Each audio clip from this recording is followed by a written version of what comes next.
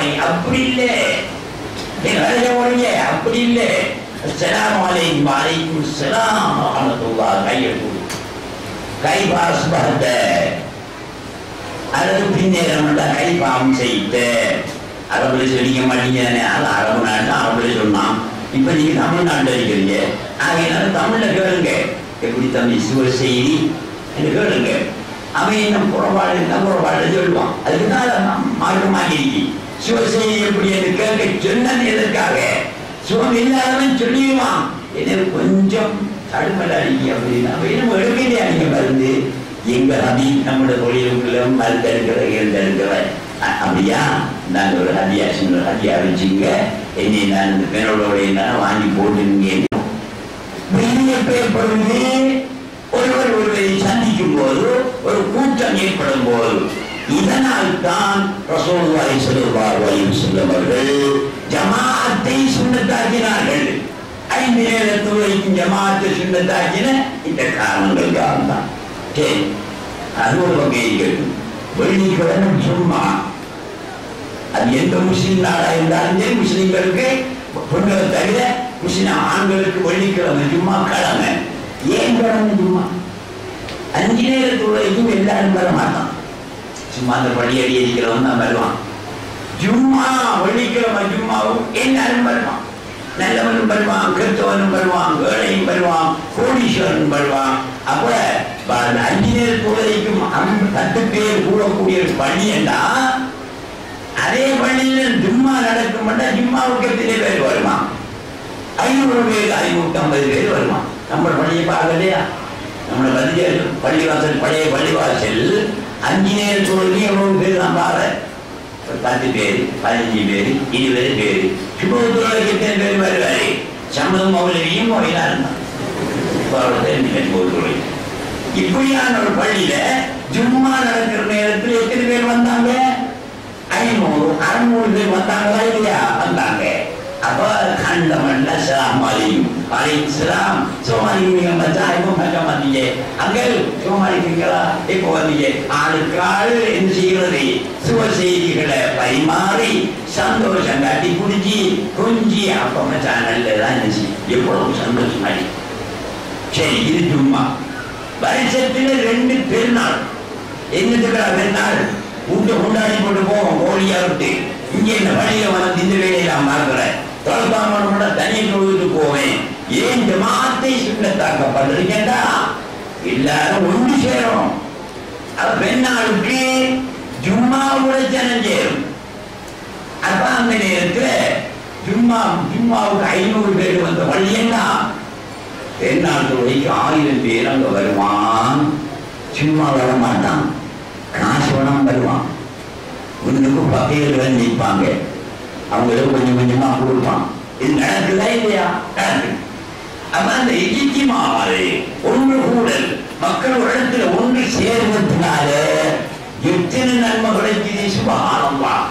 அடிக்கிட்டே போகலாம், எண்ணிக்கிட்டே போகலாம். நீங்க கற்பனை பண்ணி பார்த்தீங்கன்னா, இப்ப நான் 4 தான் சொல்லியிருக்கேன். நீங்க கற்பனை பண்ணி பார்த்தீங்கன்னா நீங்க உங்களுக்கு ஒரு 100, 150 நன்மைகளை வரும்.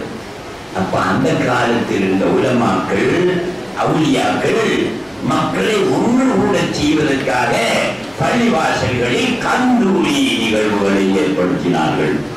அதன் மூலம் அவர்களுக்கு மார்க்கத்தை சொன்னார்கள். ஏழைகளுக்கு அன்னதானம் வழங்கினார்கள்.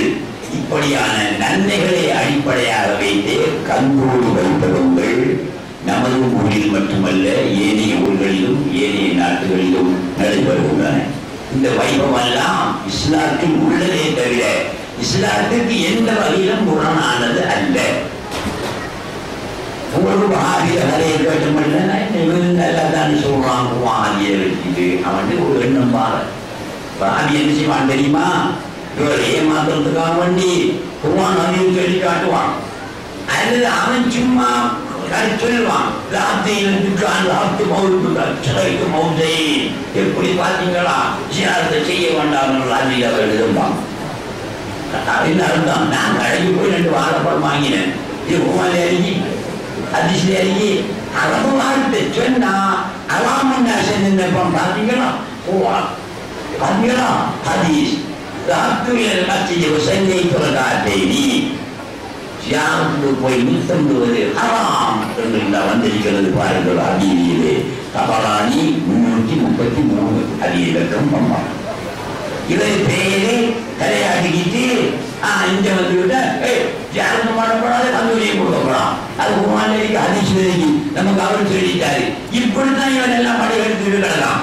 ஆகையினால நீங்க இந்த வழிகட்ட போறான். நாங்க சொல்றோம் என்ன ஜியாரத்து பண்ணுங்க, கமலம் தோணுமா முத்தமிடுங்க, வெளியேற்றோம் தலையேற்றோமா கேங்க. யார சொல்றவங்களுக்கு அந்த அல்லாஹ் யாமனாலே கேட்டா இந்த ஜானன் போகும்போது எது சொல்லுங்க, எனக்கு எத்தனை அதாபு வரணுமா அத்தனை அதாபை நான் தாங்கிக்கிறேன்.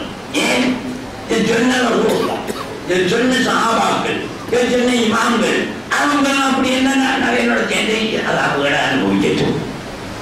என்னதுக்கு தம்பி அதாபுகளை அனுபவிக்கிற? நாங்க தான் ஒரிஜினல் முஸ்லீம்கள், நாங்க தான் உண்மையான தௌஹீத்வாதிகள். எந்த வாப்பா ரஹ்மானே ஒளி ஊர்களில் மக்கள் இறங்கி இங்கே போய் பழையினா தான் தெரியும். நாம் ஒளிவுகளுக்கு போய் எல்லாத்தையும் கலந்து பழைகிற காலத்தினால நமக்கு விளங்குது. நமக்கு தௌஹீத் சொல்லித்தாரவங்க இருக்கான் படிக்கும். அவன் ஆரண்டா நம்மளை சீரிய கேட்டுதான் தௌஹீத் குழங்கினேன். அவன் நமக்கே சொல்லி தரக்கூடிய அளவுக்கு அவன் தௌஹீத் வளர்க்கறதுக்கு முன்னாடி இருக்கான். சுண்ணத்துவமான விஷயத்துக்கு முன்னாடி இருக்கான். நீங்க பண்ண மாட்டா சமைச்ச யாரும் பண்றீங்க, குத்தம் பண்றீங்க, எண்ணெயை தேய்க்கிறீங்க, உதவி தர்றீங்க. யாருண்டான் ஒரு வந்து இப்படி எல்லாம் நீங்க செய்யறீங்கள, இதுக்கு என்ன ஆதாரம் பண்ணா வானத்தையும் போவீங்க பாப்பீங்க. பொம்பளைகளும் அப்படித்தான், ஆம்பளைகளும் அப்படித்தான். என்ன ஆதாரம் தெரிஞ்சு வச்சிருக்கிறீங்க அப்படின்னு பேசப்படுற விஷயங்களை நான் இல்லை. இந்த பள்ளிவாசல்ல மற்ற மூளைமார்கள் பேசுவாங்க, இதான் பேசுவாங்க. இந்த ஆதாரங்களை எல்லாம் நீங்க மனசுல பறிஞ்ச வச்சு ஆண்களுக்கு மத்தியில் மட்டுமல்ல இன்னும் பெண்களுக்கு மத்தியிலே பழகி கொண்டிருப்பதை நாம் பார்க்கின்றோம். ஆகையினால அவன் காசுதான் கணக்கு கட்டுறதுக்கு, இவன் இந்த வேலை வாங்க காசுதாராம், இவன் அந்த செய்யறதுக்கு காசுதாராம். எங்களுக்குனால அவன் காசு வாங்குங்க, அதுல பிரச்சனை இல்லை. காவிரி காசு தந்தாலும் வாங்கலாம்.